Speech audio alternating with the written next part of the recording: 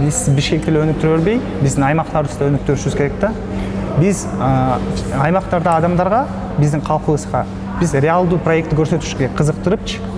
Вот, силер ушуну иштетсеңер, ушул система менен иштесеңер, өзүңөргө акча таба аласыңар, же какой-то прибыль таба аласыңар депчи.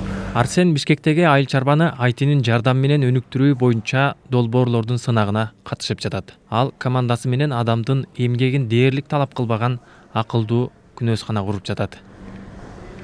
Умная теплица ичиндеги өзүп жаткан нерсени өзүн башкарат.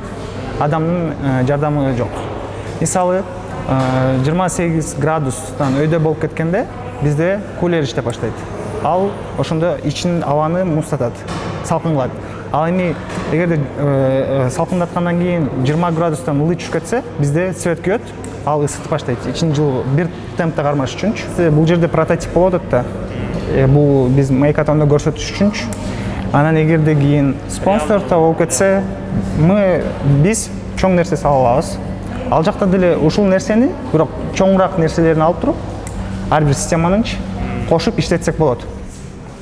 Айыл чарбасына инновациялык жаңы технологияларды алып келүүнү каалаган адистерге мамлекеттик тиешелүү органдар жана чет өлкөлүк уюмдар колдоо көрсөтүүдө. Анын негизинде Кыргыз мамлекеттик техникалык университетинде борбор түзүлгөн. Долбоорду каржылаган Түштүк Кореядагы уюмдун адиси Кыргызстан айыл чарбага айтини колдонуу менен таза продукцияларды өндүрүп, аны экспорттоого кенен жол ачып алса болот дейт. Кореяда IT тармагы азыр жакшы темп менен өнүгүп жатат. Бүгүнкү күндө IT технологиялар бардык тармактарга кеңири тараган жана айыл чарбасы да четте калган жок.